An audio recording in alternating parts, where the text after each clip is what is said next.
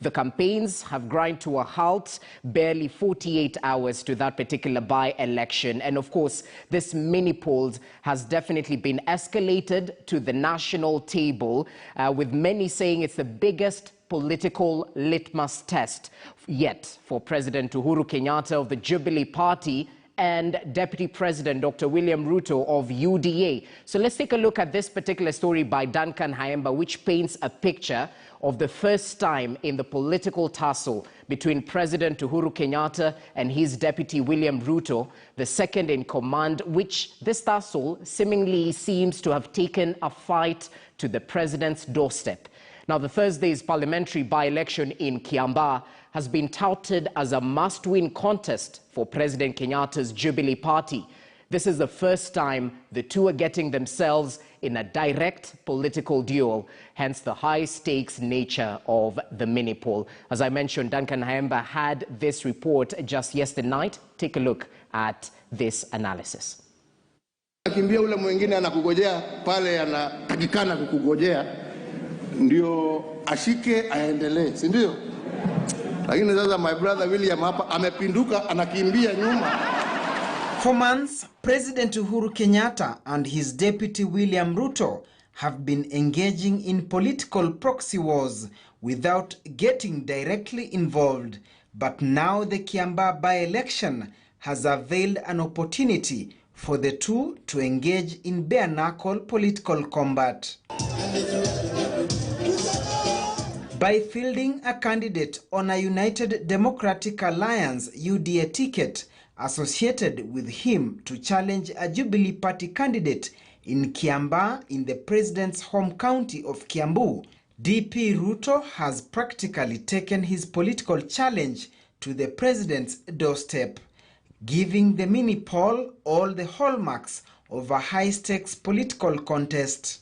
Having lost the Juja by-election to the little-known People's Empowerment Party, the ruling Jubilee Party will be stopping at nothing to avert what would be a second embarrassing defeat in the same county. We are now challenging IBC to remain to have that fidelity.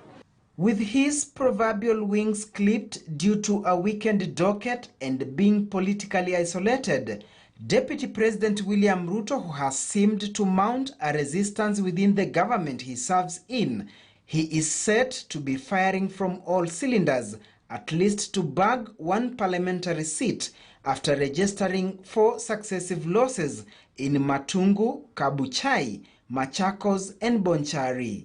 Wale wanaojipiga kifua ya kuwa wako na serikali, tunawaomba waelewe ya kuwa kiti cha Kiambaa sio kiti cha serikali, ni kiti cha wananchi wa Kiambaa. We have been on every mountaintop, every TV station saying that our party has lost the ground, that our party has lost the support of people from our region. We will show them. With the respective generals watching from a distance, their foot soldiers have been running the show, promising a major showdown. And we are very happy to get this opportunity to sell our party and also to test our acceptance by the people of this region. This is our domain, this is our territory. Just like the pride of lion. I mean, they mark their territory. So Kiambaa is our territory and we have to mark it. The Kiambaa by-election could be a turning point in the Kenyatta-Ruto political duel. Should Jubilee Party defend the seat, it will be a big vote of confidence, but a UDA triumph would be seen as a major setback to the president, a vital shot in the arm on Ruto's political machinery in central Kenya. Duncan Kiambaa, KTN News. So Duncan Kiambaa in that report paints a picture of what to expect. It's definitely high-octane politics in Kiambaa and Muguga Ward. The gentleman joining me in studio might have a little bit of internal analysis into what might play down. James Gakuya, Member of Parliament, Embakasi North, and via way of Zoom, Peter Kagwanja, who's a political analyst. Kagwanja, I'd like to begin with you because ideally, considering the location, Jubilee should have won this seat quite easily. But according to what political naysayers are saying, competition is definitely high from the UDA party. Let's start with your brief thoughts on how Thursday will pan out. Now, my brother, let me start by saying that don't call me analyst. Everybody is going by the name analyst. I am a professor at the university. Some of my students might be watching you and they might not be very happy. Well You refer noted, to me Professor. as a political analyst. I am a professor at the university. I also had a think tank called Africa Policy Institute, one of the major think tank on the continent. So let's keep it at that. At the same time, I think I take your comment that under normal circumstances, nobody would even be talking about Kiambaa. But what happened in Ruto was a wake-up call to the Uhuru Kenyatta side of the Jubilee, that it was possible to lose that seat to Moses Kuria's People's Empowerment Party, which is affiliated to UDA, the UDA. Now, we must understand what condition we are in, and we must begin to appreciate the kind of the struggle that you find in Kiambaa, and why it is not an outright win for Jubilee. Rather, it is a toss-up in regard to the outcomes of this election in the coming few days. I would say, basically, that the Jubilee Party, as we know it, which is also the governing party, which is the party of President Uhuru Kenyatta, which is the party of William Ruto until he resigns, and which is the party of the government that is ruling, is in what you can call a civil war. UDA is simply a new function within Jubilee. I mean, if there was good understanding tomorrow between President Kenyatta and his deputy, UDA would melt like cheese on a hot knife. So it is basically a manifestation of this quote-unquote civil war within Jubilee, and all governments fall because of civil wars. Now, for the Uhuru Kenyatta section of Jubilee, winning Kiambaa is a do or die. Because if it loses Kiambaa, it will mean that it's a splinter group called UDA is now beginning to gain the upper hand in Jubilee. In other words, it is really the true heir of Jubilee, or a liquidator of Jubilee. Now, at the same time, it is also a must-win for UDA, because this is the only way it is going to prove its mettle as a party that is on the crusade. And as you have said earlier, UDA has lost very many humiliating by-elections in Machakos, in Bonchari, and other places. And having not won a seat, it was very enlivening or very emboldening to have one of its affiliates win the Ruto seat and to have won the Rulie seat. Now, it want to consolidate that gain and create the narrative that it is now the party on the rampage in the Mount Kenya region. And I think Jubilee cannot sleep comfortably, cannot sleep tight when this is happening. So we are beginning to see a very, very serious confrontation, which is taking in national dimensions. And you have also seen the opposition ODM also mobilizing whatever small constituency it has in Kiambaa. So it is no longer a Jubilee versus UDA kind of a competition. It is also bringing on board the other allies of Jubilee from within this particular region. And I think the humiliating part is what you have indicated, that UDA is trying to humiliate the president basically by taking the war to his doorsteps. And this means that come 2022, the president will not have a say in terms of brokering a peaceful transition, which we have all hoped. And this is what makes this competition in Kiambaa a high octane, kind of a contest, as you have described, rightly described it. And I don't see any other option other than Jubilee winning. And I am saying so because Jubilee will pull any stop to ensure that it wins the seat, just like it did in Bonchari, as it did in other parts. I think we must consider Ruiru a wake-up call. And it is Ruiru and its outcome that is going to deliver Kiambaa to Jubilee. That's well noted, Professor. Let's cross over to Kuya. What do you make of the by-election upcoming? Because as Professor mentioned, it's definitely high stakes for the Jubilee Party. What of UDA and the Hustler mantra in central Kenya? Is this the real test of its efficacy in the mountain? And is it all about just putting up a good show for UDA party? Must they win, bearing in mind what Professor has mentioned, Bonchari, Kabuchai, Machakos, they fell short? Rogers, let me join the debate. And I also want to say that my good friend Kagwanja, Professor, is my good friend. And we had been in politics together. But in this one, despite that we are birds of the same feather, we are playing it differently. And the reason is been, once you build a house and you come with all your materials. Remember when Moses was just about to build tabernacle. He called a meeting, and he said within his midst, he has all the skilled men and women, be it engineers or everybody. But what he told his people, get prepared to build the tabernacle, and then the Israelites took a retreat to their homes to decide what they can be able to contribute to God to enable the build of tabernacle. And what we normally get from the Bible is that once they came back to the church, to Moses, they came with more than what was expected to do the tabernacle. This tells me people goes with the leaders and fully respect the leaders. But it is a leadership which will maintain the road cruising. In this particular case, Jubilee as our party arrived at a time when it decided not to respect any longer the membership of the party.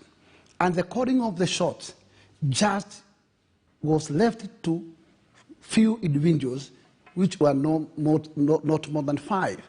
And that is where the code started penetrating the house of the Jubilee. Okay. At the point we are in Kiambaa, it is very clear that we are no longer in the same direction with the head of state. The head of state is our king. He is our spokesman for today, but he's heading to exit. The calendar is August 2022. We have given him all what we could do as people of Mount Kenya, all what we could be able to put into his basket. We have enabled him to capture the first presidency. We have enabled him to capture the second presidency, including the third lap, which was as a result of the terminated results of 2017. So he cannot blame the Mount Kenya region people or Swafu. That is it. And as we are, the head of state and the leadership of the party changed completely, and it became as if it's a private entity which people or the owners has no voice.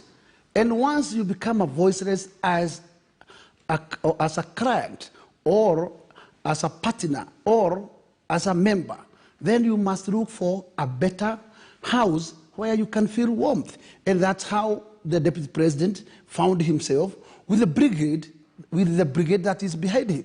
And I'm telling you for sure, it will be not any difference in Kiambaa and Mogoga. The result will still go squarely, concurrently with the Junja. And that's it. And it is important to read the sign of the time. And the kings always should be always wise to read the Medemnetekeri on the wall. Because once, once it's written on the wall, and you don't read it in the right time, then you will await an embarrassment from your own men. And this one, I would urge the head of state just to get back to UNIWIS and understand where he's lost the connectivity with his people. And if we realize early, he will salvage the situation. Let me ask you this, Gakuya. Is there disgruntlement in central Kenya? And by this, I don't mean the political class who might not have their interests best served in the Jubilee party, the populace, the voter, because it's being fueled, others might say, by the president's good working relationship with ODM leader Raila Odinga. Will this play a part, perhaps, in the by-election, even as we roll over into 2022? What's your take on this? I can tell you for sure, and this take it to the bank, what Honorable Raila Odinga can top up into the basket of Jubilee in terms of votes in Kiambaa is very minimal. Because I am sure that we have what we call coffee plantations around, or flowers plantation, which might have staffs from the western side, and I'm sure that in that particular element, Zaire can influence. But those are few margin compared to the what we call the original or the incumbents of Kiambaa. I am telling you, the homegrowns will outbeat any foreigner vote that actually is purported to be a local vote. And in this particular scenario, I don't want to be in any question mark because I have been watching the politics very well, very closely. And especially, I have no single doubt, especially in Mogoga. Mogoga will squarely have over 60% as UDA. In Kiambaa, probably it will be roughly 53, 54%, but the win is UDA win. This is home, and the decision is not me.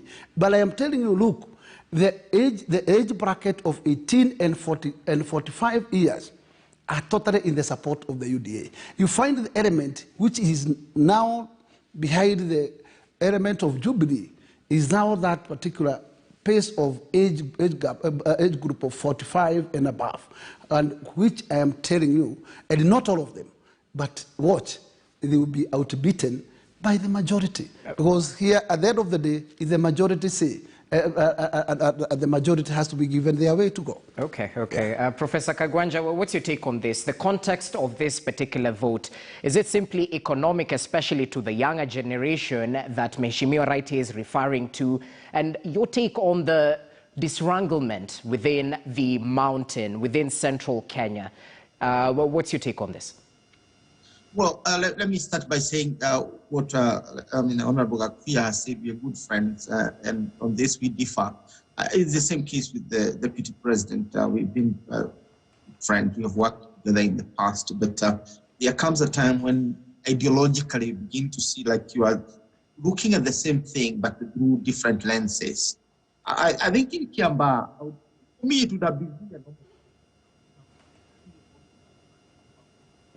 Kiambaa. Victory is victory. I mean, we have seen victory together. We have watched our TV waiting for votes to come from Bomet, waiting for votes to come from Nandi and others. So we are used to working together with the UDA, brigade. We know each other and we love each other. But there is something that's really worrying me as a scholar, and that is this Hasra ideology. I wouldn't worry if there is anything else that is happening. But as a historian and a nephew of a Mau Mau general, Ihura in Muranga, and who comes from the battleground of the independence struggle in Rwathia, I get very concerned when I see things that are opening up Vilem Woods. Now, the Hasra ideology's purpose is to penetrate Mount Kenya region. And this penetration is by a person who ethnically is not from the region. And this is where it becomes a masterstroke, a product of an evil genius. A product of the evil genius because the idea of the Hasra ideology is to push the president to a lame duck face. A lame duck meaning you cannot utilize his presidential power to sway the direction of the voting. And therefore, it is an attempt to ensure that the president will not influence the voting pattern in 2020 against Ruto. And in this particular case, it is an ideology hatched to ensure that the deputy president of Jubilee now and the deputy president of the Republic of Kenya maintain the two constituencies that swept Jubilee to power, that the current constituency in the Rift Valley and the Mount Kenya constituency in and to do that, you have to be extremely brutal. And this ideology is as brutal as it gets. Why is it brutal? It is brutal because it is trying to shift the axis of competition from ethnicity to class. In other words, you talk about economic impoverishment and employment and so on of the ordinary people. Who doesn't know that COVID-19 has left us totally devastated? That even before COVID-19, our economy was not doing very well. And that William Ruto and Uhuru Kenyatta are both responsible for the plight we find ourselves in. When did one become the devil and the other one become Satan? What is happening to our memory? What is happening to our intellect and intelligence to know that if there is any burden to carry, it must be carried by the two, because up to this point, they are both drawing salaries as Jubilee people. They are still getting money from the exchequer to support their party. So at what point did we find this division? But this is a clever understanding that you do not win an election by showing there was success. So Ruto will not show there is success. So that if you have economic success, you are not elected. That's a logic of politics. Therefore, you have to show that it is very, very, very bad, and then you offer yourself as a solution. If you are not in a solution for 9 years, how are you going to be a solution in the next 5 years? Yet, this is the kind of thing we have been fed in. But for me, the worry is different. The worry is that the Hasura ideology is opening old wounds in the Mount Kenya region. This is a region where we have people disgruntled over land. People feeling that there is the collaborators of the colonial times got more than their due share of the resources. And President Jomo Kenyatta tried to heal these wounds by talking about reconciliation. But now these grievances are coming up, these cleavages are coming up, and these divisions are coming up. And they are going to leave our community, I mean the Kikuyu community particularly, badly divided. And then finally, the Kikuyus are known to be respecters of wealth. We go for wealth. We hate poverty. And therefore, every Kikuyu, poor or rich, we wake up every morning to go and look for wealth. At this juncture, the Hasra ideology is beginning to associate wealth with vice and poverty with virtue. There is nothing virtuous about poverty. Yet, this is what we are treated. Okay, we'll definitely get to break down the hustler ideology, of course. What Professor might be mentioning, how politicians might create a problem and then position themselves as the solution. We'll definitely see whether the class issue will play a part in the Kiambaa